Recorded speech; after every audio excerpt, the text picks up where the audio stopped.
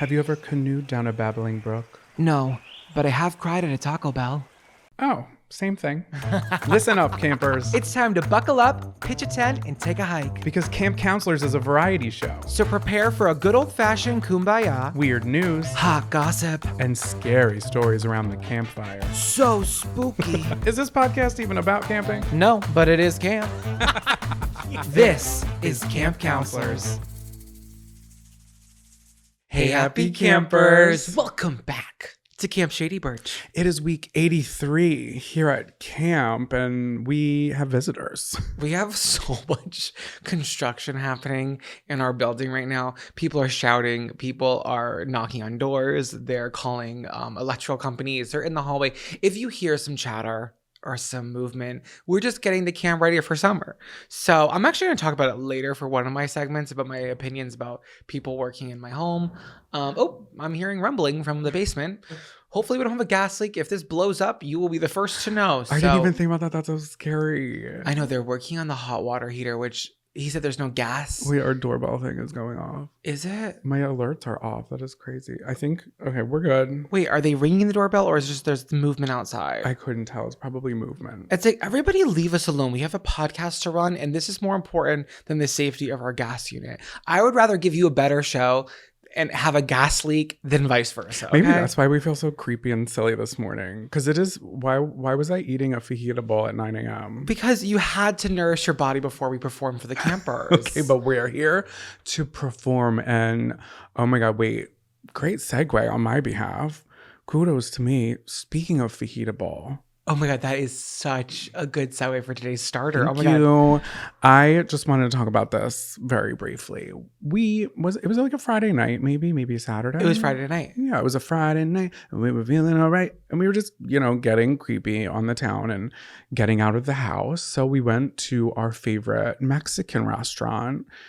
Every time we go there, it's like we know what we're going to order. We're going to order the regular margaritas, and we're going to get a look when we don't order a flavored. Yeah, they get so, every time I order margarita there, they're like, what flavor do you want? And I'm like, oh, just regular is fine. And they almost like take it offensively that I don't want mango or habanero. I've gotten a spicy margarita there, and I love a spicy marg. It's too spicy there. It is too spicy. That's what my full Caucasian ass comes out, because it is like, I want to enjoy it. And I know that for me, it's just too spicy. Yeah, so it always starts there, and then we always get the chips and salsa. The homemade tortillas are amazing.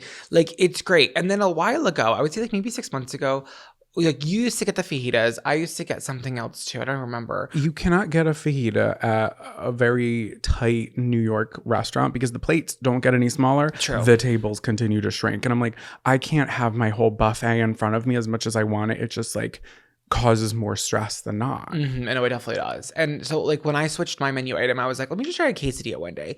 Because if you're ever at a Mexican restaurant and you want something different, but like, or something like not too much, like a quesadilla, like it's good. What do you mean? I'm just good because it's like all the campers listening, they're like, literally, we know. Like, No, guys, if you're looking for something good at your local Mexican No, eatery, I just feel like a quesadilla is like the chicken finger and fries of the Mexican restaurant. it's a staple. They're always going to have it, and it's always going to be good. It's always safe, and like you're never going to be disappointed by a quesadilla. Is like what I'm trying to infer here.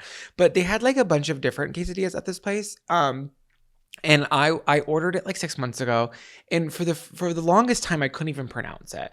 And we did figure out how to pronounce it eventually. It's called huitlacoche, is how you say it, which essentially it's this like chicken and cheese quesadilla with mushrooms. But the cheese is this like very special kind of cheese. It's almost like a mozzarella in the way that it's ooey gooey, stringy, and like incredible. So I was getting them for so long. Obviously, the first time you got it, you were like, this is so freaking good. You have to get it. So next time we went, I was like, okay, you know what? I'm going to get what my man gets. And I had it too. And you know what? It was pretty good. And it's like amazing because like they have the hot sauce in the squeeze bottle there. I don't love a Verde. It's not that I don't like it. It's just if there's going to be a Verde sauce, there's going to be a hot sauce. And I'm going to reach for the hot sauce before the green sauce any day. So it's just kind of like, you know what? She's lonely on the side. Maybe one day I'll pick her up as a favorite. It's too citrusy. It's not spicy enough. It's not, to me, it's not a salsa for me or a hot sauce. It's kind of just like a sauce. It's very like cilantro-y, right? Yeah, I think it's more limey in my opinion. Oh. But their hot sauce is so good. They give it in a squeeze bottle. So I like every single bite of this cheesy chicken mushroom quesadilla. I'm like just dousing it in the sauce. And it's like truly become my favorite like Mexican dish of any place I've been to in New York City. It's like a staple. You get it, I get it, you get it with shrimp, I get it with chicken. We love it. So that's the background story. So now we have to tell you what happened on Friday. First of all, we got this server who we've had before. She's very sweet, but she tends to gaslight us on every single turn of the restaurant experience. It all started out when we ordered the margaritas and she gave me sass about not getting a flavor like I just said. But then she asked me if I wanted a rim. And normally I love a rim job, but I was just like, I don't need one right now. And you wanted the tahini. I was like, oh, I'll get a tahini rim. It's like enough, a little bit like I'm not getting the spicy. I'm gonna get like a little like flavor on there. And I said tahini, and she was like, what? She's like, tahini? And I was like, you just repeated the exact same thing I said back to you. And now you're gaslighting me to say that. Guys, am I pronouncing that word wrong? Tahini? And then she comes back to take our order. And again, every time, let me say how this is spelled, okay? For those who don't know, Huitlacoche. And I know there's campers out there who already know how to say it, but the first someone time, just paused it at their desk and wrote it down. And they're like, I'm going to do this for you guys. listen, we're all visual learners.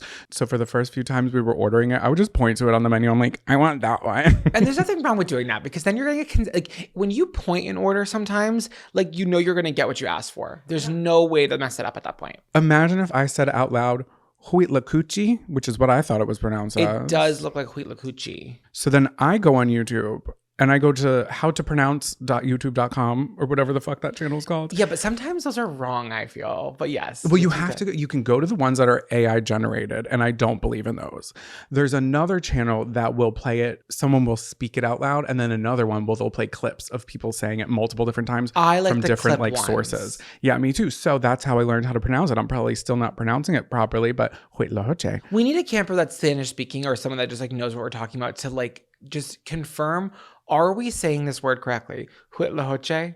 Huitlacoche quesadilla. Huitlacoche. So, why are you wait, hold on. Why do you have to do it that way? Huitlacoche. Just like, Huitlacoche. It's just like the H, say it. Huitlacoche.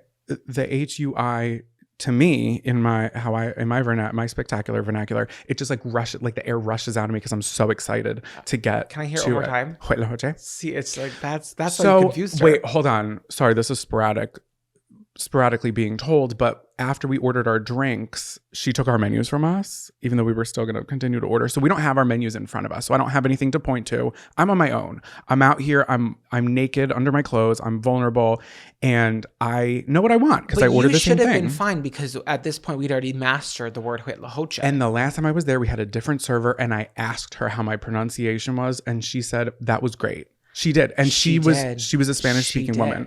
So I said it again this time, and she looks at me. This is a different woman. She looks at me and she goes, "Do you want the menu again?" No, you were. When I tell you, you had gone. You were white. You almost passed out the way that she dragged your ass like that. She basically pulled you by the hair, smashed your face against the table, and then threw you outside like a wet dog. She was like, "Bitch, shut the up." You were gagged. I was gagged. I had an out-of-body experience. I levitated and I sat directly next to myself because I was beside myself. No, because you said it and she goes, okay, so you want a shrimp and you want a shrimp quesadilla? And then I was like, can we see the menu? Because I knew that she was not understanding what you said. She asked if I wanted to see the menu before you said that. I could not believe it. And then when I ordered, I pointed to it and then she goes, oh, Huitlacoche? I'm like, that is what I said. That is what I said. So maybe she was hard of hearing. Honestly, she's a really sweet girl, and she I'm not. Sweet. We give her a great tip. We always sweet. do because we love going there. But she is not. She's not like the best server because like we will wait for like so long for like anything, and I feel like, and then she's like behind the bar and she's like shaking her ass. She's like, I think she's a good Judy. I think she's a good friend. I think she's a good sister. I don't think she's a great server, and that's okay. Like not everyone is a great server, but I can handle that. I can't handle the gaslighting. I know I said tahini right, and I know you said Huitlacoche right, and it doesn't end there, campers, because then it does not end there. We're looking at like the details under it on the menu of what it's called. I think just like the discourse of like the pronunciation and like us feeling gaslit and that prompted us to be like, wait, what the fuck are we even ordering? We always just get this, but we've never like actually like looked into what Huitlacoche even means. It just says in the description, corn smut. And one thing about me, you're huge on smut. I'm huge on smut. And if you are on our Patreon, like, they already know I'm reading the Amish smut. We will get to that soon. But I'm a corn smut slut. And that's that. So I see the word smut and I'm like, I'm good to order. But I don't know what it is. In my head, it was like maybe like a cream corn that's mixed with cheese. I don't know. I just thought it was a spiced corn, and I'm a huge corn lover. Like, as much as you love smut, I love corn. It's kind of like the marriage of the two of us. I think if someone would describe a relationship, they would say, oh, that's corn smut. Yeah, probably. And I think they're going to start saying it now. Yeah, and like corn smut goes in, it goes out the same exact way. Like, you just know what you're getting. It's consistent through and through all the way to the very end. Your body does not know how to digest it. It comes out kerneled. If you want to be gagged right now before we say anything else, Google Huitlacoche and just click Google. Click the images. Click the images. We were in this restaurant, you guys, with our margaritas and our chips and salsa. Jaw on the floor. I have what we discovered what we were eating. I have a picture of you the moment you realized what we were eating. Do you really? Yes, I do. I took it on my telephone. And guys, hey, absolutely no disrespect to anybody. We know that this is a delicacy, but we did not know what it was. And let's be factual. We're still going to order it. But the first time learning what we have been eating and seeing it for real was jarring. It was shocking and jaw on the floor. Huitlacoche is a sporous fungus that feeds off corn before its ears fully develop. The contagion, let's just look at that. It's giving polio. The contagion is usually brought forth by annual rainy seasons and results in bulbous, blue-gray growths that deform maize kernels into Frankenstein-esque galls. Its flavor can be characterized as deeply earthy, but not in the cliche sense in which most fungi are often described. This ingredient has a wonderful smokiness to it, with subtle notes of sweetness coming from the corn sugars. Its flavor profile lingers between the nuttiness of black truffle and the savouriness of morels. The savior. Its texture, when cooked, is soft. Why are you speaking like that? That doesn't even sound like you. When you were saying Huitlacoche, it wasn't sounding like you either. That's because it's a different language. This is English, babe. It's the spores in me. Its texture, when cooked... I did that one on purpose. Its texture, when cooked, is a soft chew that forms from the corn's soluble fibers. It's also very similar to mushrooms, many cooks love in their risottos, stews, and burgers. Okay, so the picture is blue corn. It ain't blue waffle this time. It looks like blue waffle. It looks like mold growing on a stalk of corn. It looks like if corn on the cob held in a sneeze and then its brain started to rot. It is visually so foul. But it's so delicious. It's so good. We just didn't know what we didn't know. I don't know if we're really getting authentic, are we? Because even the pictures of it, I feel like, but you know what's crazy? I always look at it and I'm always like, there's so many mushrooms in here, but maybe some of the mushrooms are just the corn. And it probably is. I don't think they could sell it as such because it says there's corn smut in it. Like, I don't think you can sell it as such if it isn't in there. Yeah, because there's definitely mushrooms in it too. And I will be ordering again. So let's just like. No, it's absolutely fabulous. And it's like the same thing as like eating blue cheese, right? Like there's just like there's a couple naughty, moldy foods out there. Like, and this is one of them. And I'm actually a huge fan. I was just actually gobsmacked to realize the visual of like not what we've been ordering, what we like took so much time to learn how to pronounce, what we were just gassed over, and then to be like for the joke to continue, like, oh my God, I was gagged. Today, Huitlacoche is a delicacy in Mexico and can be found everywhere from food stands to open-air markets to Michelin-star restaurants. Due to its seasonality and short harvest period, fresh Huitlacoche is a prize find for the average Mexican shopper and an exciting occurrence for corn farmers throughout the country. So it's basically like it is rare. It's corn's like biggest accomplishment. Okay, wait. No, now that I'm thinking about it, you can't really. And maybe you can, because I don't quite know that much about it, but you can't grow Huitlacoche. Like it happens, like you pull your corn down. It's like a phenomenon. Like, yeah, you're like, baby, we got la hoche. Yeah, it's like it's like the golden ticket in Willy Wonka. It's like, oh my fucking God, we got Huitlacoche.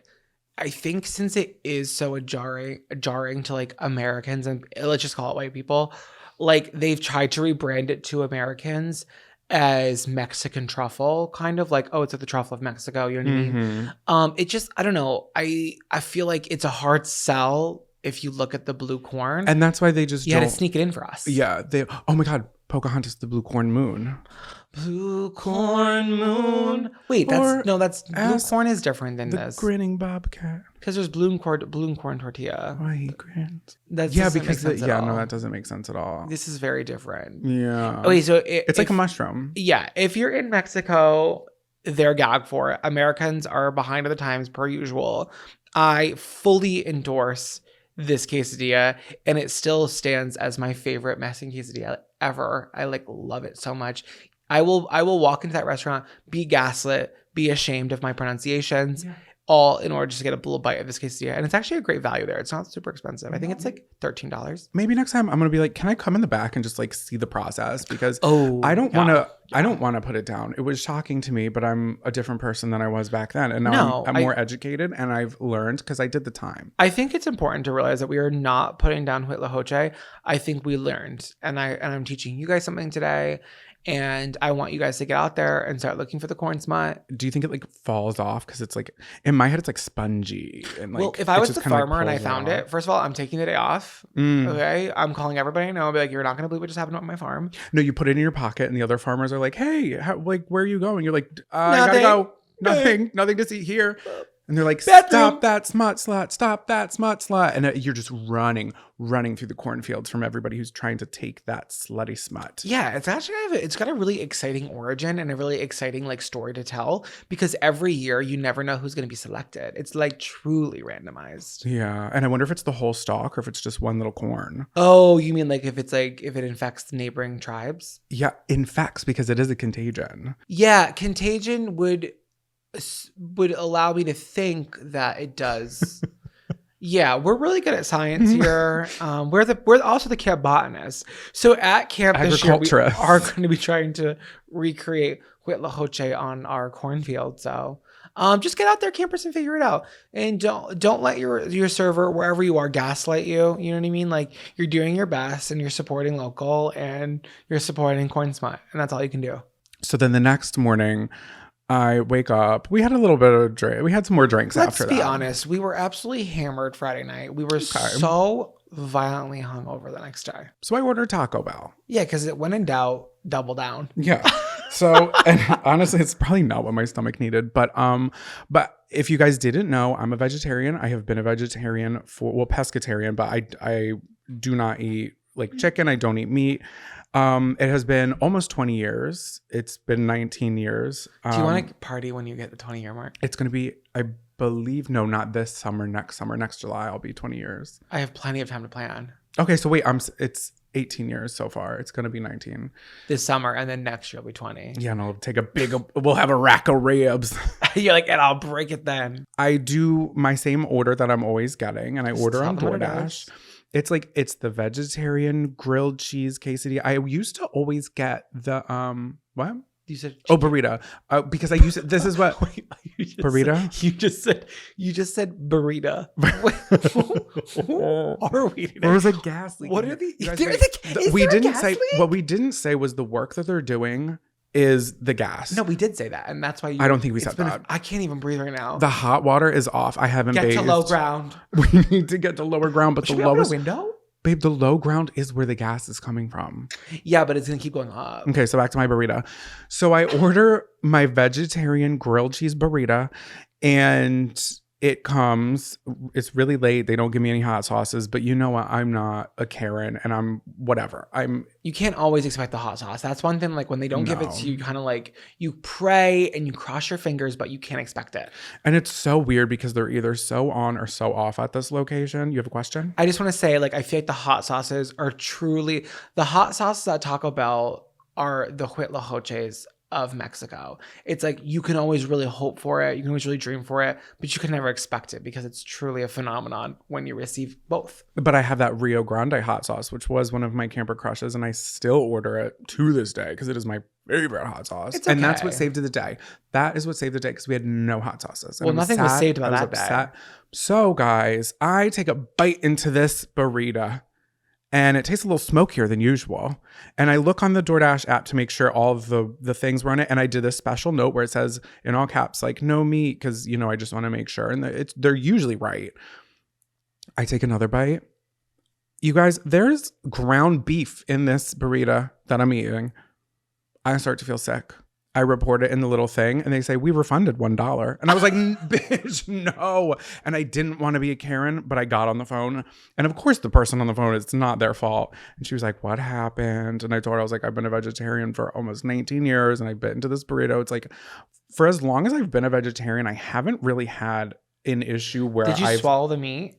I don't think I ate the meat because the lucky thing about this was whoever was making it was sloppy and it was all at the bottom. Because I opened it, I opened the little sheet and I looked inside the bed and all of it was at a nasty pile at the bottom. So I had just ate, I'm pretty sure I ate the grease though, because I did feel like a little queasy. I will tell you though, of all foods in the entire world, Taco Bell ground beef is the farthest from actual meat. Like, I'm not even sure what that is. So if you're going to sneak a little meat, at least that's something that none of us are sure what it is. It's like, it's not meat. I don't know what it is. But it's like, I didn't enjoy it. And that really just reiterated and it hit home the fact that I just like never need ground beef ever again. It's unfortunate. I don't ever want to force you to eat meat. But so now do I restart my vegetarianism because I ate the grease? Yeah, you have to restart your app.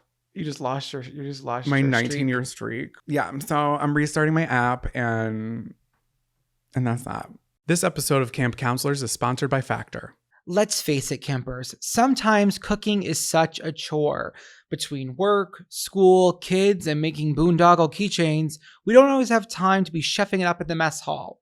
It's so nice out. I want to be picking daisies and frolicking through the beautiful fields of Camp Shady Birch, not with my Sportle at the soup pot. Lucky for us, there's Factor. Eat stress-free this spring with Factor's delicious, ready-to-eat meals. Every fresh, never-frozen meal is chef-crafted, dietitian-approved, and ready to eat in just 2 minutes. Choose from a weekly menu of 35 options, including popular options like Calorie Smart, Keto, Protein Plus, or Vegan and Veggie. Also, discover more than 60 add-ons every week, like breakfast, on-the-go lunch, snacks, and beverages to help you stay fueled and feeling good all day long. My favorite meal I got this week in my Factor box is the jalapeno lime cheddar chicken with the spicy cilantro cauliflower rice.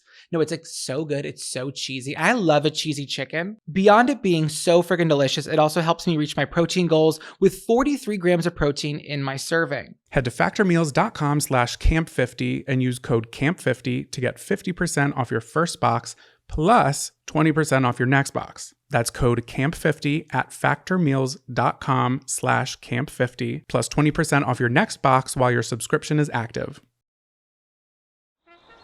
Attention campers, please meet at the old flagpole under the tall pine for morning announcements. Welcome back to morning announcements, campers. This is the part of the show where it's fine. It's like Ashley. This is the part of the show where we share news articles with you that you might have missed that we want you to spread like wildfire. I do have a little housekeeping before we start, though. Keep this house. A lot of you messaged me this weekend about the devastating news about the Golden Bachelor. Oh, Jerry and Teresa, after 3 months of a short marriage, have filed for divorce. I could have seen this coming from a mile away. Pickleball is not enough of a commonality to keep a marriage together. She was never going to leave New Jersey, and he was never going to leave Illinois. I believe that's where they both were from. If I'm incorrect, it was those regions. But she was never going to leave her grandkids, and he was never going to leave his daughters. So Leslie, the runner-up, if you remember correctly, she was from, I believe, like Wisconsin or something, somewhere that wasn't too far away, and she was so down to relocate. She would have moved in with him. How sad and disappointing. You know what? I don't believe that love can be found on a television show. I think this has been proven again and again, just as long as she's been a vegetarian. We've seen cases and cases of just this never works long term. And when it does, it's like an American Idol winner. It's like once in a while, someone actually makes it work. Right. But for the most part, it's just a TV show. Right. And I think it's because there was such high hopes of like people finding love in their golden years that I think a lot of people are disappointed. Personally, I mean, like, I don't know. I get really weird vibes from him after the finale. I wish them both the best. It's disappointing, not surprising. I don't know. I get weird vibes from him. You know what's interesting about Love is Blind? And I've never seen the show, but correct me if I'm wrong, campers. I do believe that every season is located in a specific city. Right, so they don't have to worry about moving around. Yeah, I think they should do that with every kind of dating show. I think location is a huge point of like, you know, if no one's going to move, then how can we really stick together? That's true. Something happened that night in the bedroom. But you can't. Yeah, she licked his hole. She licked his hole. He flicked his bean, and he was. If you were watching Campers, you know that he was Team Leslie until that night with Teresa. She was a freak. She was a freak because he woke up that morning and his mind was changed. His asshole was licked. And that's all I can say about that. But yeah, no, I had a lot of people that were like, Zach, Ryan, make a comment. Please speak about this. I'm like, guys, I am not the PR person for every reality show that I'm obsessed over. But this is my statement. To hear your opinion. This is my statement. Then first off, why did they have to go on TV to announce their you literally have to. Of course, they're celebrities, babe. No, I'm so uninterested. I don't give a fuck. And I was interested. After this, nobody's gonna give a fuck. I'm sorry. I feel like people, like, as they move on, unless they do something on their own to show more of their personality as themselves, I'm so not interested in them. And also, don't go on a show if you just plan on like staying like in your grounds. If you're rooted and you just really don't feel like leaving New Jersey, or he doesn't feel like leaving wherever, like, do you think you're going on this show to find somebody in your hometown? Get on fucking Bumble, get on Grindr if you're not going to do that, Teresa. Sorry. Me and Jerry have the same agent. No. Isn't that crazy? You do? We have the same agent. That's wild. Yeah. Should I stop talking shit? Is he going to see that? No, I don't care. You think he's going to see this? He can't even operate his iPhone. But I'm like, we're going to see Jerry on like a Prilosec OTC commercial. And like, good for him. He will always be the first Golden Bachelor. Mm-hmm. And like in the fandom, which I don't think we really understand how big the fandom is, like he will always be a celebrity in that, right? As will Teresa. Like, it was worth them both doing it. It was a heartwarming show. Sometimes relationships don't work, but I don't think it was all in vain or all in like whatever. I think it was worth it. I'm sad to see it happen. Yeah, I'm not happy. Leslie's flipping shit. She's so dastardly. And the way that she was upset and crying. Look, She got done dirty. I am upset. It sucks that it happened, but I think it's an embarrassment. For who? For the Bachelor Nation. And I, as someone who has only seen one season, I speak for everybody. Like, what do you mean? Do you have a housekeeping friend? I do have a housekeeping. What is it? Hey guys, it's me, the dumb slut. I did get comments. I also got DMs, and you have a voice, and your voice was heard by me. Last episode, I said, what? Should I stay or should I go as by the Ramones? And the Clashinators, the Clashinistas. Oh, the Clashinistas. They clashed through the window and they said, "You mean the Clash?" And you know what? I meant the Clash. And that's an apology that I don't know if I can say enough. The camper clashes? The clashing campers. I think we have this gas leak going on in our building, and I would be remiss to not say that we do personally believe that a couple of camper clashers went downstairs and violated our gas pipes because of that flub. Why are they even here? What are they doing downstairs? It is such a mystery of the universe of what these men are doing. And can we be vulnerable about our apartment real quick? Yeah. We've gotten notices. Yeah, let's just do it. No, not the notices. Oh. Not the fracking. Not the fracking. Okay, never mind. No, about the smell this morning. Oh my God. That was jarring. So... wait, actually, let's save that because I'm going to talk about that in my... Okay, later. Okay. Yeah. Guys, hold on. Stop forcing us to rush through the show. We still have a lot to say. Let's savor every moment of this podcast. Bite. Because it's going to be over before you know it. It will actually be so over before you know it. And that's always what happens with the show. Okay. Do you want to start off with your morning announcement, your story? I would love to. And I'm going to... Oh my God, it's so funny you said we would be remiss because I literally start mine off by saying that. Oh, wow. Okay, so I'm not going to read the title of this till after, but it is from Fortune and it is by Ryan Hogg. Ooh, let me see your hog, Ryan. Yeah. Ew, that's so gross. Okay. I would be remiss if I didn't talk about the elephant in the room. Buffy is laying under the bed. No, I'm kidding. Carbon emissions. Let's talk about it. This is not a joke. Airlines are struggling to find new forms of fuel to power their jets without causing more harmful carbon emissions. They literally have no choice or they're going to get shut down. And this is specifically in the EU and like the UK. Who's going to shut them down, Ellen? The EU regulations, Ellen. So EU regulations, so they currently require a minimum of 20% of jet fuel to be run on sustainable fuel. Okay. But they raised that requirement and it's going to be 70% by 2050. And they let everybody know recently. They're like, hey, you have the time to get there, but like, and honestly, I don't even know if this planet's going to be here by then. I hope it is. But one company is doing something rather quickly about this. Have you heard of Wizz Air? I feel like maybe, or I'm thinking Parking Whiz. It's not the same. So Wizz Air is a Hungarian budget airline. And I think what it's comparable to is maybe Spirit and maybe a step up to JetBlue. Maybe Ryanair of the EU. What's Ryanair? Ryanair is like they're the Spirit of England or whatever, and their social media team is like so unhinged. Their TikToks are crazy. And have you ever seen like the back of a yellow?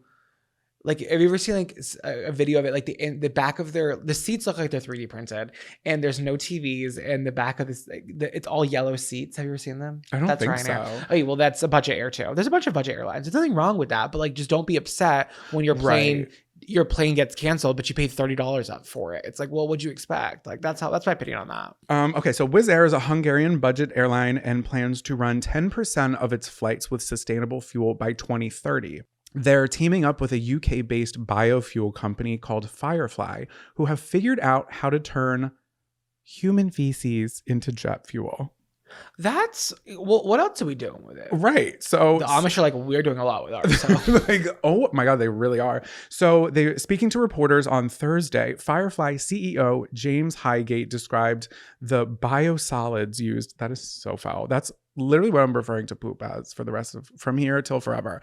My biosolid, please. It's technical. I like that. He used. Wait, I'm sorry. The biosolids used by the group as, quote, kind of disgusting, but an amazing resource. It's crumbly like compost or wet chocolate cake. This is the CEO saying this. Unnecessary for the Yeah, they're like, we just want to talk about what it's doing for the environment. And he's like, it's really crumbly. It's got this moist texture like a chocolate cake. It's viscous with a nice bite. Ew. There's millions of tons of this stuff. Literally. And it's of no intrinsic value. True. This guy is so unserious. I love him. Unless he's a terrible person. I didn't really do that much research. So Firefly takes sewage sludge and converts it into two different materials, biochar and biocrude, which again, like biocrude, it's crude. It's in the word. And char, get it off the grill. Stop grilling your shit. Biochar had agricultural uses and biocrude can be used as fuel. So they're basically like boiling the poop or doing whatever they're doing with it, with the biosolids. And it's coming out into two different things that they're like, oh, we can use this for like mulch and agriculture. Oh, they're separating the membrane. Yeah. Gotcha. Ew, the viscosity. And then the oil, the cream that rises, they're putting it directly into the jets. Oh, so it's like a 2-for-1 special. Yeah. So Firefly is going to mix the poo juice with kerosene and that makes the planes go. I don't want to be on the test flight, but like go off, I guess. So Wizz Air first announced their $5 million pound. It's equivalent to $6.3 million USD. So they invested into Firefly last year as a part to reduce its carbon footprint. And the stool fuel, came up with that myself, will be used on all Wizz Air commercial flights by 2028. Oh, that's quick, Ellen. Yeah. At least that's the plan. But as for now, the fate of the company is up in the air. I'm fucking killing it and you're giving me nothing. I wrote those. Oh, that was me, Ellen. I'm coming up with, oh my God, you guys. Honestly, it's been a rough morning and I do think you're clever and I'm sorry that I'm not delivering what you want me to deliver. So I'll work harder. So let's talk about Wizz Air for a minute. That was the end of my story. Also, the article title of that was Human Feces Could Power Your Wizz Air. I love it. It's called Wizz Air. And we're talking about poo.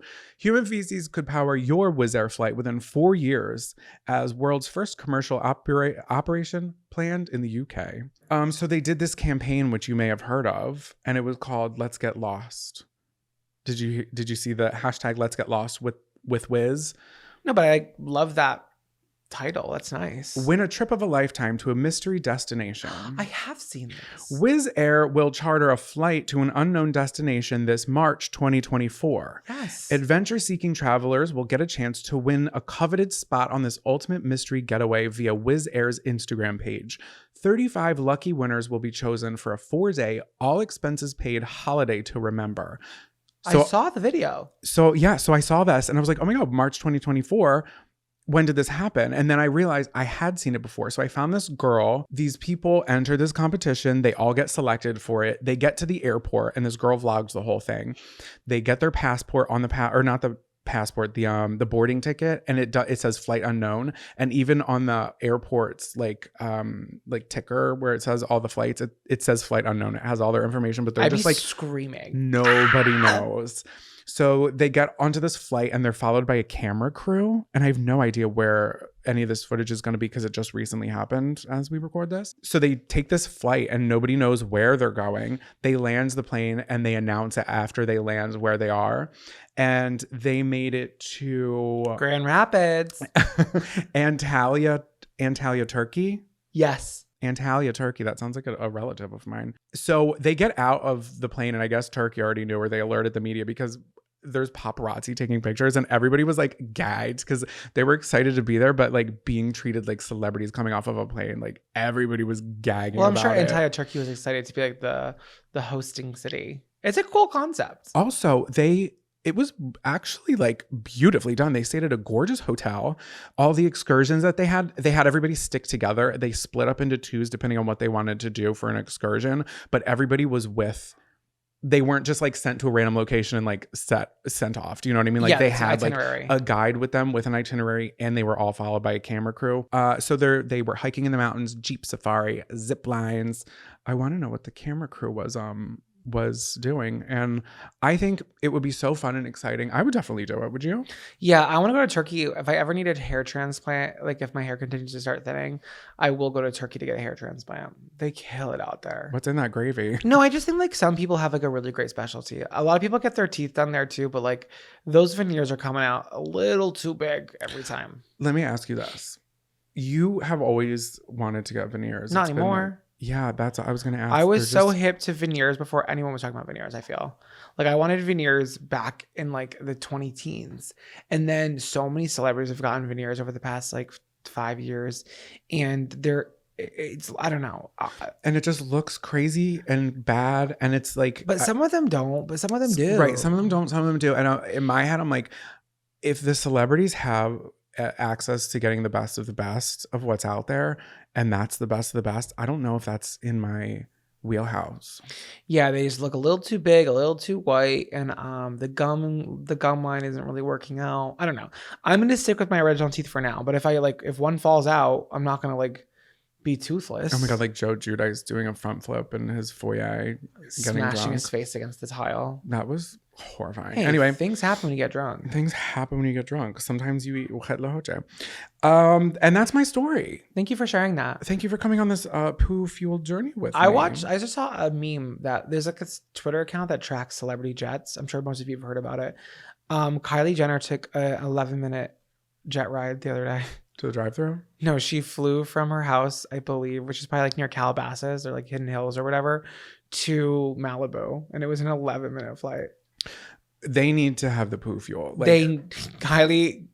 Kylie, please shit in the jet. And you know she has wicked shit. I don't think so. I can't. Of all celebrities, I don't think KJ. No, I do. Because there's girls who poop and there's bitches who shit. And she's not a bitch who shits. No, she's not. She's a bitch who shits. Courtney's a bitch who shits. All those Lemmy vitamins. Oh no. She's stuck to the pot. Oh, creamy texture. Are you guys still here? Okay, so what's your story? Please take me on a journey. Read to me, baby. Roger, a failed drug dog, becomes a hero of Taiwan's quake response, from the New York Times by Yang Zhang, I believe. So in the beginning of April, Taiwan had a very devastating earthquake, a 7.4 magnitude. 13 people have died. I think 6 are still missing, and upwards of like 1,000 people have been treated for injuries relating to the earthquake, which has also been like their most devastating earthquake in the past 25 years. Oh my God, so sad. But Taiwan has a really incredible infrastructure, and like this could have been a lot worse had not been like updating and like. Yeah, because they're on a plate tectonic. Yeah, there's like they're on a fault line. Bet you guys didn't know I knew that, huh? But they have been like making incredible strides to like make sure that this doesn't happen. So like it could have been a lot worse. Not saying that it wasn't bad, but it was. You know what I mean? Yeah. But there has been a beacon of hope and light during this dark time for the nation of Taiwan. Roger the rescue dog. the 8-year-old lab with a frisky demeanor. Oh. I'm so obsessed with him. So in the days since, Roger's been one of the 4 search and rescue dogs deployed in the Kaohsiung Fire Department in the Huline Tarako National Park. I'm sorry, I'm saying those incorrectly. He's emerged as an unexpected star of the recovery operation. His playful antics, along with his background as a failed drug sniffing dog, have captured hearts and offered moments of levity for a country still reeling from the disaster. So Roger was trained to sniff for drugs for customs, but he failed out of the program for being too friendly and boisterous. Oh, he was sober. He's like, I'm on my sober journey. Keep me away from that shit. What the fuck? He was just like talking to his friends too much. And they're like, listen, he's like, I'm literally listening. I swear to God. He's actually like a bastard. He's like so misbehaved and he just couldn't handle it. Like it wasn't for him. Is he a yellow lab or a black lab? He's a yellow lab. Oh. So a lot of this interview is with Mr. Lee, who's like his handler. When Roger was a year old, Mr. Lee chose him from among numerous rejected puppies to be a part of this emergency response team. His demeanor, which had ended his drug sniffing career, made Mr. Lee think Roger could be an excellent search and rescue dog. Mr. Lee said he was very agile. His movements were very bold, and he didn't let anything fence him in. This is how I would describe you. You. Oh. Literally us. He thought he could overcome any difficulties, he added, and was not daunted by height or unfamiliar locations. Strong mama. He's a strong mama. He just like the airport could not hold him in. Yeah. He needed to be out in the fresh air. Mm-hmm. He needed to roam. He needed to run. Wait, so this is his handler speaking, Chelsea handler.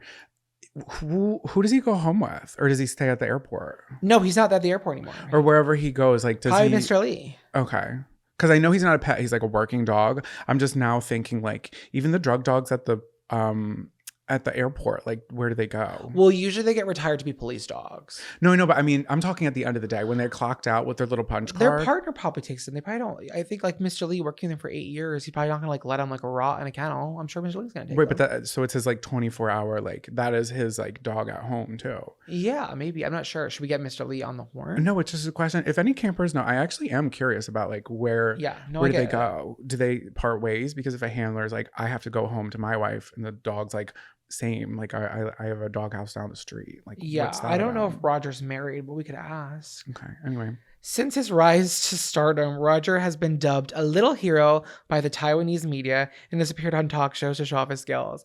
Guys, his press tour is so unhinged. It's so crazy. He's so bad. He's like funny. He's like saving lives. Yeah. So he's a good dog, but he is so Unhinged. mischievous and he's always doing the bad things on camera. Oh. So I've ranked my top 3 favorite moments. Okay, please share. So on one talk show, like a Taiwanese talk show, they made one of the hosts like hide behind a wall, and then he had to like go find the host. So they made Roger sniff something of his, and they're like, go find him. He's like literally not hiding well at all. As soon as Roger finds him, he's like jumping all over him, and then Roger starts jumping in the air. He's like, I did it. I did it on TV. Wait, that is He's so like funny. freaking out. The next one, he was interviewed at the scene of the earthquake in front of all the rubble, and they were interviewing Mr. Lee, and Roger's on the side of him, and they put like a styrofoam like mic, like you know, like the pop filters. That's what we have. They put the mic in front of the dog. I don't know why, and then Roger like jumps, lunges at the mic, and starts biting the microphone. He's like, what is this? It's my ball. He's like, get that camera out of my face. He's like, I have to get back to work. I'm tired of rumors starting. I'm sick of being followed. Then they had like a national like media press event thing. A junket. A junket, right? And he's on stage and they gave him a chew toy to like keep him calm while everyone was talking on stage. Roger shredded the chew toy. There's foam and like fuzz all over the thing. He's like violently throwing the toy in the air like a killer whale does to a seal. He's being crazy. He's like just a dog and he's like, I just want to live. I just want to live, and I want these people to live too. He's like forced to work, born to slay. Roger's fame, though, will most likely be short-lived. I'm like, New York Wait, Times, what? why did they write it like that? So Is he sick? Don't he tell me will he's- retire in the second half of this year when he turns 9. And I'm like, oh, but Mr. Lee's like, he's already old after all. Mr. Lee's like so cutthroat about it. He said coming back from the search and rescue mission this time when Roger jumped into the car, he was a little unsteady and No. Mr. Lee had to support him. I don't. No, but like way to end an 8-year career on a high. Like if something doesn't work out for you guys, campers, like pivot. Like Roger was told he could never sniff out the coke, but he's like, you know what I can do? I can find the people. I can find the people. He's like, I am a front-facing person. I need to be in the media showing my talents. Arguably a much more respected job in my eye. Well, I think they're both respected, Wait, Ellen. do you want to be a fucking narc or do you want to save people's lives? I think the dogs were finding drug trafficking in the airport are not narcs at that point. Yeah, no, it's like not good. Don't do it. But also like save the people, you know? Yeah, I think either one is respectable. I love Roger, and I'm sorry that his career is ending soon, but I hope he has a great retirement. Yeah, maybe. Yeah, give him all the chew toys. Give him all the microphones. I just love that he's a celebrity in Taiwan. Like the media and the public, like he brought levity to a terrible time. So like, true. I how didn't even incredible. think about that. Like he was like their beacon of hope. The devastation is already happening. So like, yeah, bringing a little piece of joy where you can. He's like, literally, they put the microphone in his face and he like lunges at it. I was like, oh my God, calm down. He's crazy. We'll post a picture of him on the Instagram and a clip of him on the YouTube. But we love you, Roger. Can you please come here and do your press tour here? Please. Grab your bug juice and bear spray, campers. It's time to pack it up and take a hike. Welcome back to Take a Hike. This is the part of the show where we bitch a little and we don't stop being creepy. There's absolutely a gas leak. And my stomach, there's going to be a gas leak. It's going to fall out of me. When you guys were kids, did you ever like walk sexy with your fingers across like the table? That's only you, babe. That's an original. It's like Santa spitting tobacco in your eye. Anyway, this is Take a Hike. This is the part of the show where we bitch a little and we tell something to take a hike. What are you mad about, Ellen? I am going to tell to take a hike this week umbrellas. I hate umbrellas. I think walking outside, I would rather have it pouring on my head. You're really winging this one. I'm trying to get that word count. He didn't write anything for this segment. He's like, I'm just going to wing it before we started. And you could just see it in his eyes. He's fighting for every word. Listen, because I know what you want to say. I feel like such a fucking doofus when I'm walking around with so an umbrella. doofus coded. It is. And I understand that it has its job, it has its journey, and it's keeping you dry or whatever. But the wind is whipping. It's turning inside out. I'm embarrassed. The people around me are embarrassed. Totally. We were walking to go get flowers for you to do your little one of your little videos. Why did I say it? That's so degrading. Thanks, Helen. One of your videos. You're being a villain. No, I'm not. I'm being proper. One of your videos, we were walking. So listen, it turns inside out. I'm embarrassed, and it flips the other way, and all the water that was on top of the umbrella is now in my mouth. No, it's absolutely mortifying when your umbrella decides to flip inside itself. It's like you have one job. The thing is, though, Jonathan, I don't believe we have nice umbrellas. I have one of those classic wooden duck umbrellas that has a duck face, and it's plastic. Green. Well, it's shit. Okay, it's so gorgeous. It's green. I think the mechanics that stop it from like inverting are plastic. Yes. So if we were to get a really good umbrella, like if we were going like the New York Times Wirecutter and I was like best umbrella, I think it would be worth investing into a good one because the minute the wind kicks up, I'm panicking. You have to turn into the wind, and then I'm like, well, now I'm fighting to hold this umbrella on the proper side, on the right side of history, rather than having it keep me dry. Like, what am I doing? And I look like an idiot. Have you seen the ones that are like severely dome shaped? Oh yeah. I wonder if those would be good because it's like more infrastructure. Yeah, because it's more of like it's more enclosed. It's an enclosure. More architectural, and then oh my god, the clear ones. That's nice. So then you can literally just like put it over your head. I totally forgot that those existed. Are chic too. Those are chic. Yeah, the ones that we have, maybe I just hate shitty umbrellas. I just hate walking with them, and also in New York, walking on a busy street, like. You have to lift your umbrella when people are coming by because some people don't do it and I almost get caught in my little eye. Yeah, it's dangerous. It's a dangerous time for everybody involved. So I'm telling umbrellas to take a hike, but maybe we just need to get a better umbrella. I never used to use umbrellas until we lived in New York because I was always in a car and I'd be like, well, I'll just run in. But like we do so much walking here that we needed a good umbrella. But I don't think it's a bad investment. I think I spend more money on stupid things all the time. Yeah, I think true. I should invest in a really nice umbrella. But I love my little green duck umbrella. It's so cute. And the clear dome ones are chic. I will say I saw somebody walking with an umbrella and I thought it was such a cute concept. Like I would retweet it, but I don't need it for my own journey. Oh, I know what you mean. But it was a normal umbrella, but on the inside it was like a blue sky. sky with clouds. So it was like on a rainy day, I look up and it's like blue, like, you know, on the You're inside of your romantic. umbrella. You always have been. Yeah, I'm just romanticizing the walk, but I hate them. And also, why is it bad luck to open an umbrella in the house? Does that go for photographers as well? Because the amount of umbrellas for lights that I've opened would explain a lot about why Julia Roberts has a hex on me. Like, it might not be her. It might be all the umbrellas I've opened. Every gay little boy across the world has opened an umbrella inside of a house and choreographed some sort of small routine. It is a canon event for every gay person across America, and that's why we all have bad luck. J-Lo and This Is Me Now. I don't know. There's something so fun about holding an umbrella and dancing. The one with the little U at the end, the hook. Yes. And that's why I like my umbrella, because instead of a hook of a U, it's a duck nose at the bill. And when you told me you were looking for a duck umbrella, I had one duck umbrella when I was younger and I loved it, but it wasn't a duck on the bottom of it, like on the handle. It was a duck, like the umbrella had a bill and it was yellow and it had eyes. A Zoopal ass? It was so Zoopal coated. No, my mom had the same umbrella that I have now when I was growing up, but hers was purple. But I think mine they don't have metal brackets on the inside. It's plastic. And that's what it is. It was expensive. It's like $30. Shitty infrastructure. Where did you get it? The internet? No, I was actually Christmas shopping for someone else and I bought it for myself instead. Was it a gift shop? Yeah, a nice one though in Greenpoint. Oh. I also got that's the same day that I got my Baggu crossbody bag. Oh, that's a good one. It was that a was a good good haul. investment. That Yeah, was a good haul. I was like loving that shop. You went there for somebody else and you bought all these things for yourself. And I was like, I'll just get Des a candle. Yeah, whatever. She loves it. Okay, so what are you telling to take a hike? My take a hike this week is what's happening in our fucking house today. And it was before I wrote this, before even what was happening this morning. Are we talking in fast forward? I feel like we're like... I always talk fast. It's sorry, I'll slow down. So when you have people working in your home, it's just a little uncomfortable.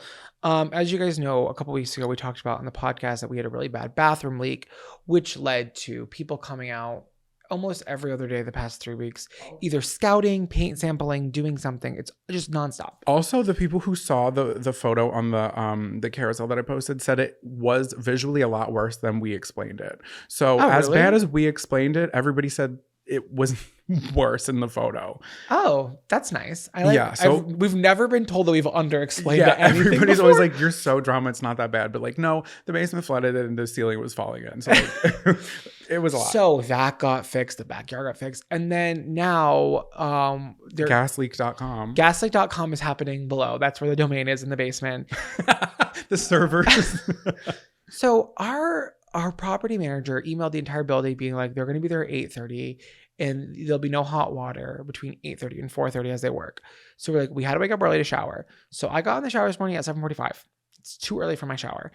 And they were already downstairs and he was so rude this morning. The guy that was working in the house. He rang the doorbell 3 times. I was like not wearing pants. I was running down the stairs and he was like impatient. I was like, our landlord said you're and they an told hour us early. they were going to use the basement like stairs, not go through our apartment. There's muddy shoes all in our house. He's like yelling on the phone in our living room before 8 o'clock in the morning. And this wasn't told to us. And they're going up and down and they're like screaming. And there's like 5 men in our house. And this was like not told to us. And I'm not trying to be a diva. We also have meetings today. We had to do the podcast today. And we weren't told this was happening. It was supposed to be in the basement, not in our fucking house. I'm sorry, like I have a cat and I can totally put her away or whatever, but like don't just like come in and open the door and leave all the doors open. They leave all the doors open. I also have like, I lost one of my cats because the cat got out. It was an indoor cat, got out and a hawk came down and swooped it away. So I am very like overly sensitive about my cat getting too close to a window that's even open like too far. Like it's my issue. It is what it is. But I'm so scared that she's gonna like get out one day. So I already had that lingering in the back of my head, and they're leaving all the doors open. And I'll let you continue. No, it was more of a silly take a hike until like what happened this morning, because it's just like the work is continuing on in this apartment. Like before I was like, a lot of it was joking about like, because isn't it weird when someone's like in your house and you're downstairs, like, and we're at the computer and I feel like I'm pretending to work. They're in the bathroom painting and I'm like, am I even working right now? Why do I feel like I'm on a set? They came into the house and I'm with my book open reading Amish smut at 9 a.m. I'm like, listen, I'm doing research. I have to do this for my job. It's part of my job. It's so funny. But no, the guy, he was just like a little too boisterous. Like when I came downstairs at 8 o'clock in the morning, he's standing in my living room with his iPhone flashlight on, screaming into his phone. I'm like, first of all, have this conversation in the basement where you're working or outside. You don't need to be in my personal living room when I was never told that you were gonna be in our house. Muddy shoes all over, which is We like, mopped yesterday. And I you know know, what? and that's fine. I'll do it again. But like, you have to tell me that What to that's expect, happening. yeah. You can't tell me that, okay, I knew no hot water, but you can't have people in my home, 6 guys deep, leaving doors open. What if we weren't home? I don't know, Ellen. I don't know. Yeah. I'm trying not to be a brat. Yeah, but we're not being Karens. It's just like there was a miscommunication. It's also There week was 4 of just random men in our apartment. I'm sick of it. I'm sick of it. This was like my college days, and I thought I was over that. Should I not have said that? I was just I thought you were talking. I thought you were saying that there was people working in your apartment, but it was a sex joke, and I didn't pick it up. Well, At least they were invited guests. No, it's okay. The house is getting fixed. Our property manager is a great guy. I told him I was like annoyed about it, and he was like, "Don't worry. Like they should have never been in your apartment." I'm like, I know they shouldn't have been. I know they shouldn't have been. It also would have been different had it not been like an attitude towards me. And I Yeah, was like, when you're 45 minutes early, don't give me a. And I also just woke up, so I was being a brat, and I'll acknowledge that. But it's okay. You can be a brat. I can be a brat. This is my house, and I was in my 90s, in my skivvies. Do you wear a nightgown to sleep ever? I feel like I've never seen you. Well, I should My know that. negligee. But I'm saying like I just feel like you look like someone who'd wear a nightgown. Thank you. I think nobody's ever talked about how Nick Lachey's name is close to negligee. Nick, Are we talking about that? Is that his what is name? a negligee? It's like a 90, right? It's I like a don't sexy know. 90. I feel like you say that a lot. It's kind of crazy that you don't know what that means. Also, not us talking shit on this man who's literally on the other side of our door. I don't give a right fuck. now. I do not give a fuck. You're gonna be rude to me. I'm gonna be back. That's the one thing. You show me disrespect in my own home, it's a fucking wrap. And I mean that. You're in my space. Who are you talking to like that? In my living room? Grab a blue corn tortilla. It's a wrap. Hey guys, this is Kale Lowry. And this is V Rivera. We're the hosts of Baby Mamas No Drama. Every Tuesday, we talk about parenting, co-parenting, lifestyle, and sex. Pop culture, current events, and pretty much all the things you want in one podcast. So download and subscribe on your favorite podcast app. Listen to us every Tuesday and join us with all the tea.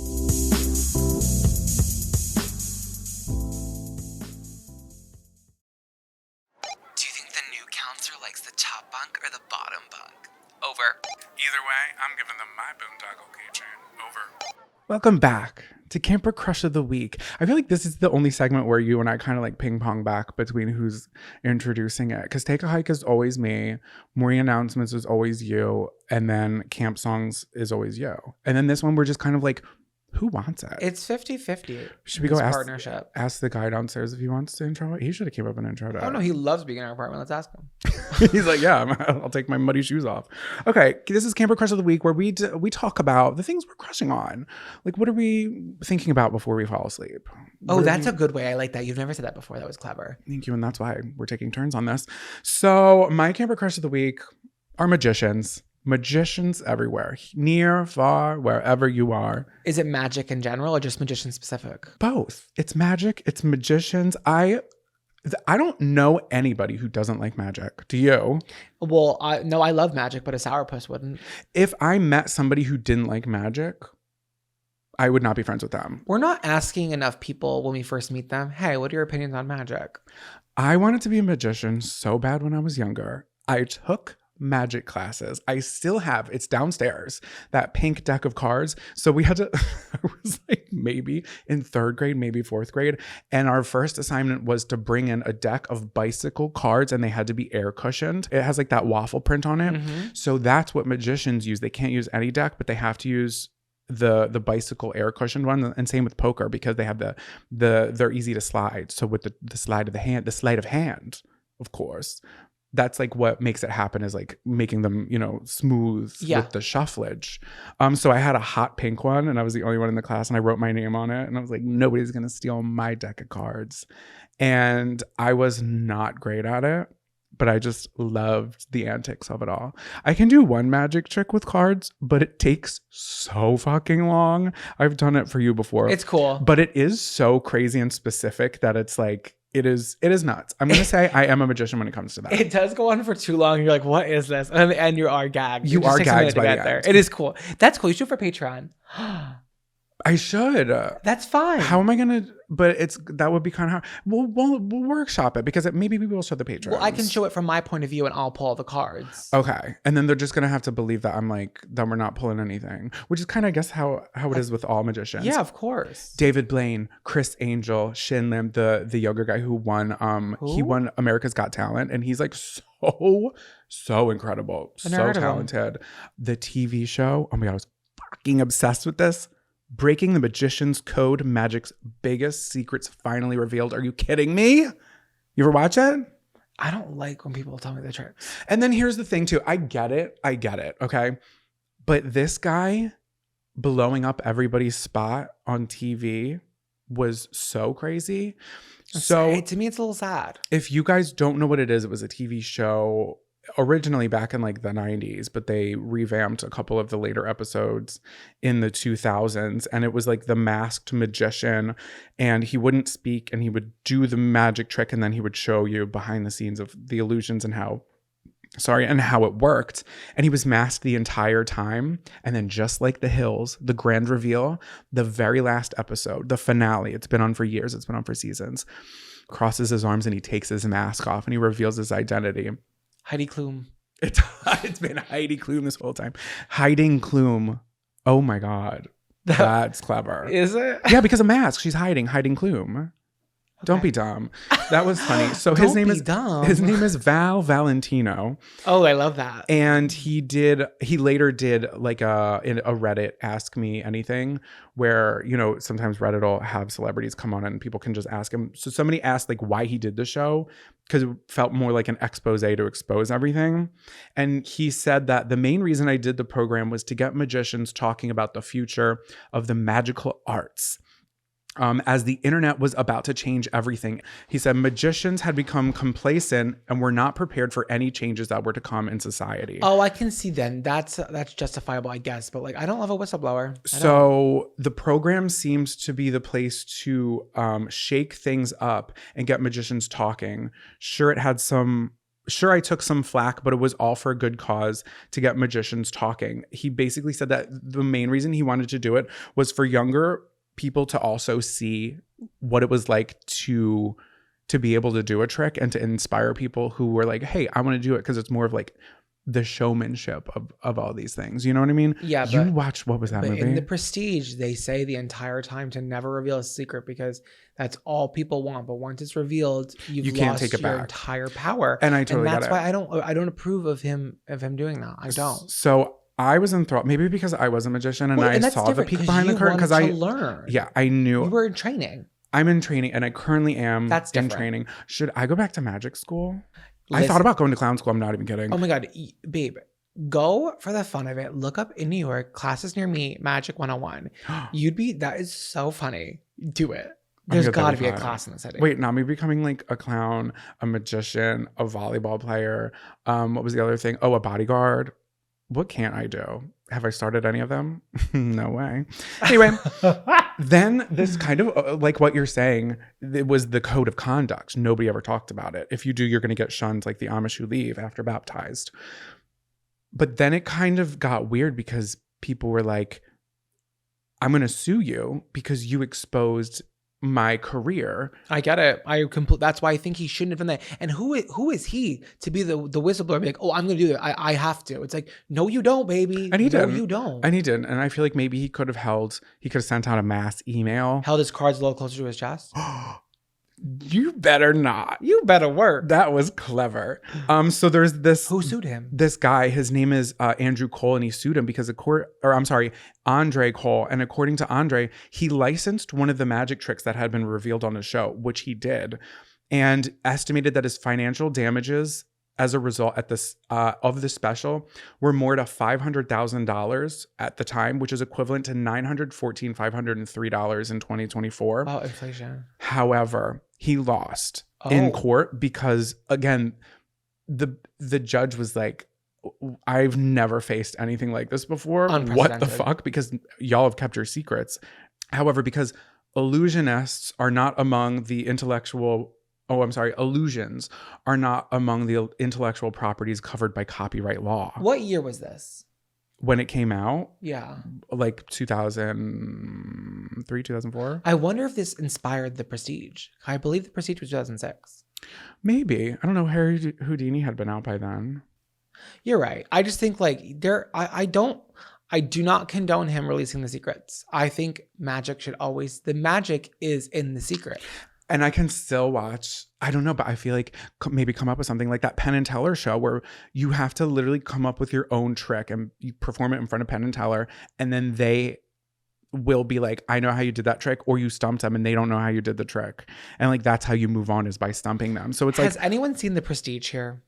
I rented it from the Crystal Lake Public Library. There has never been a crazier twist that there is no way Penn nor Teller could tell you what happened, because it doesn't even make sense how they get to the ending point. And then when they reveal it, you're like, I guess, but like you couldn't guess it. It almost is, and the twist was like gag worthy, but almost is like the finale of Pretty Little Liars, where it's just like, wait, I'm sorry. It's like, yeah, that happened. But like there should be a little bit of a small breadcrumb trail. And that's why people were mad at Pretty Little Liars. I'm not going to spoil it, but that was one of the worst endings to a show. So disappointing. Spencer, please. Well, I'll have to bleep that out. Sorry. Troyan. It's been so long. Y'all need to watch it. You know who she's married to? Who? I don't know. But somebody. Like famous. Period. No, like I don't. You can't say. Do you know who she's married to? Well, it's kind of a question. And you wanted me to know? Yeah. No, I don't know. We'll look it up after. But she's married to somebody that's like, wow. Did you know Penn and Teller aren't married? Yeah, they're not gay. I thought that they were. No. Who doesn't speak? Penn or Teller? Teller. Because Penn is a writer. Teller, it's like, you're not telling shit. You don't speak. Teller, I hardly know her. Okay, so what is your camper crush? I feel so lightheaded. Is it the gas? Like, I'm not even kidding. I feel we've queasy. never recorded this early in the history of our show. I'm shaky. My sugar's low. My blood sugar's low. We're clocked in. Okay. I'm locked in. My crush of the week is Tiana's Bayou Adventure. So if you don't know, Tiana's Bayou Adventure is the ride that's replacing Splash Mountain. And it's about to open. I'm part of like so many Disney Facebook groups. I'm such a sicko. I am too. Such a Disney adult. Yeah, you can't. I'm not. It's not one or the other. You can't be too. No, I am too. Okay, Jonathan is too. But it's like, it's the constant daily chatter. People are there at the parks every single day, watching them feel like they're doing their dummy test. Now the cast members and the Imagineers are doing other testing on it, so people are riding it. Mm-hmm. It's not open to the public until the summer, and then Disneyland's doing the exact same thing in California, but theirs won't be open until like fall, winter. The opposite of spring, summer. Joggers. So it's described on the website is to join Princess Tiana and jazz-loving alligator Louis. Oh, I love him. On their journey through a shimmering bayou as they prepare for a spirited celebration during Mardi Gras. Along the way, you'll see familiar faces and make new friends as you're brought into the next chapter of Tiana's inspired story. Hey, why do I have goosebumps? I know, me too. I'm starting to learn as the more we do this show, I like easily get goosebumps. Well, I think you're just easily excited. And like, what a way to be, because some people, like, you have to do the absolute most for them to give you any sort of energy. We can read a simple story. Literally, we're talking about a rebranding log flume. And I'm like, oh my God. I've always been really privy to a log flume. I grew up going to this amusement park called Canopy Lake, and it's New Hampshire. Some campers know. Canopy Lake? Canopy. Oh, Canopy. Canopy. Canopy? It's like Caniobe. Canopy. Is that like, the city maybe? I think it's like a Native American name. Okay. I believe. I'm not sure, but it's not like Canopy. It's Canopy. Okay. Got it. Canopy Lake. And they had a log flume right there. And I think it's just like such a fun style of ride. And Splash Mountain growing up has always been my favorite ride at Disney World. Wait, is that the one from Grown Ups that we passed? No, that's a water park. Okay, never mind. This is like an amusement park. It's like a full on. No. So no, Splash Mountain is always my favorite ride growing up. And I think Princess and the Frog is such a magical like Disney movie. The music in it is so incredible. The storyline's amazing. And this one, the story continues. Can I tell you how it continues in this ride? Okay. So Tiana's Bayou Adventure will be a musical adventure boat ride in Frontierland at Magic Kingdom. The attraction picks up right after the end of Princess and the Frog film. In the queue, you'll discover Tiana has expanded her business with Tiana Foods, an employee-owned cooperative. I'm like, Yes, it better be employee owned. That's so specific. they said They're ESOP, like, baby, employee stock ownership program, baby. They're like, everybody's an owner here. I'm like, okay, progressive. And transform the old salt mine into a farm and kitchen. fun. As they prepare for an exciting Mardi Gras celebration with the community, they discover they're missing a key ingredient. Uh-oh, what is it? I don't know. Fun? Is it fun? So we have to go on this boat ride journey. The only thing I'm like worried about that I'm not seeing enough press about is there like an anti-hero in this? I need some sort of villain. If it's gonna be this scary guy, So you know how it works, right? that part's So gonna like be too scary for me. how the ride works, you guys, is like mechanically is you kind of start like picture this as like an entire like top to bottom, right? The ride starts off kind of middle of this, like the mechanics is in the middle. And then throughout the ride, you're doing these like smaller drops where you get to the basement of the ride, which then leads you to the giant like pull up to the top to get the big drop. But in the basement of it, you're going to be in like the full like bayou celebration where it's going to be like think about how Disney is going to turn all the fireflies into this like fire. I know, I'm having chills because Oh my god, wait, I forgot about the firefly. it's such a visually stunning movie with such vibrant colors and incredible music. To see this be transformed into a ride is amazing. And it's gotten a lot of flack. There's been a lot of microaggressions, because the straight up racist aggressions. people. It has been such like this really racist push towards like the worst kind of Disney adults that are like, we don't want change. It's the complete opposite of what like the Songs of the South was about. It's The like Song of the South has like truly racist ties. the movie like really never came out because of it. Like, You can't please. find it anywhere. So And why are you so tied down to being an adult who's registered to vote? Why are you so tied down to a water park ride that lasts for maybe 2 minutes in that a has affected your life? children's park. You have that memory and let it go. If it's a good memory for you, fine. Make new memories, babe. Maybe do something more exciting with your life than be a racist bigot. And it's like, I loved Splash Mountain for what it was. And the fact that they're changing this to this is so exciting. Should be celebrated. I'm loving the press tour. They just had like Tiana like do this whole thing for the Cherry Blossom Festival in DC. And like Disney's like doing full on press for this ride. It's so exciting. I thought Tron was like whatever. I didn't even care. This is my Tron. Like this is going to be, I'm praying that Disney asks us to go see it. Oh my god, that would be so And if they don't, babe, we're gonna go. incredible. We have to Oh, go. 100%. I will be there. I'm excited. Should you fill a water I love bottle up Tiana. and sell it on eBay? Oh my god. Tiana Foods. I'm just really excited, and it's funny. I always love a refresh. The only refresh I didn't love was when they transformed Tower of Terror in Disneyland to Gardens of the Galaxy. I Hated thought that. it lost its whimsy and fun. There was no story. I got zero part of the story. I didn't get it. So you know what? There's one that I didn't approve of. I usually do, but this one I know won't fail me. I just really hope there's some sort of villain. Because I like a villain story. Yeah, sometimes it gets a little too scary. What song's been stuck in your head all week? Welcome to Camp Songs. Welcome back to Camp Songs. Someone said on our last YouTube in the comments that when I go, this Camp Songs, how do I say? What song's been stuck in your head all week? It's funny because when Welcome to Camp Songs. through editing, like I don't listen to them back. I don't even listen to the intro because everything's kind of like on the timeline. Yeah. So it's not ingrained in me as much as it is to everyone listening. But the Welcome to Camp Songs, someone said it was Delilah. That sounded like Delilah. Giving Delilah. I thought that was cool. Love it. Anyways, this is the part of the show where we share songs with you that have been stuck in our head all week. As always, there's a link in the episode description that has this free playlist on Spotify and YouTube, so you can keep track of what we played and all the history of our songs of the week. Jonathan, will you start us off? What is your song of the week? I would love to. So my camp song this week is The Anthem by Good Charlotte. Ooh, ooh, ooh. It's a new day, but it all feels old. It's a good life, and That's what I'm told. I have no reason why. I have not heard the song for so long. It just popped into my head the other day, and I said, you know what? That is going to be added to the playlist. So obviously it is Good Charlotte. Variety ranked it as one of the best emo songs of all time in 2022.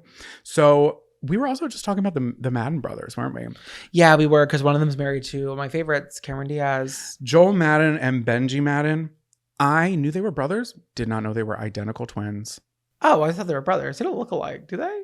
Well, twins are brothers. I know how twins Yeah, work. they're identical. They're not fraternal. What is fraternal twin? Fraternal just means they're twins that don't look alike. Identical means they look alike. Well, who makes that? Who decides that? They can you tell just- by the genetic makeup, babe. Oh, they can't just look at them and be like, those bitches are fraternal. No, they say that's a blush, that's a contour stick. Can you be identical twins with like a boy girl? Babe, I'm not a doctor.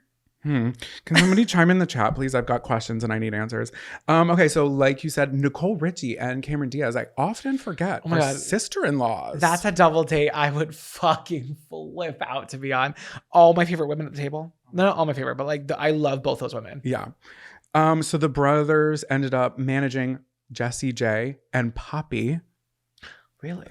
Under their artist management company, Madden, spelled MDDN. That's kind of hard to compete with because it's just Madden Sports. Yeah. Like Nick, not Madden. Yeah, I would call it something else. I would call it So like, God forbid I have a last name. Yeah, I would call it Sony. I would call it twin behavior. Not you mouthing else. Say you're like, did I say that? Twin behavior. you always made fun of Jerry, and now you know. Shut up. Okay, wait. This is the part that I feel like you're going to be gagged by. And if I've you're already not, been gagged. I wrote, you're not going to believe what iconic song the brothers produced. What?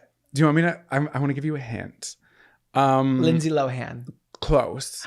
You're close. You're Mandy really Moore, close. Candy. No.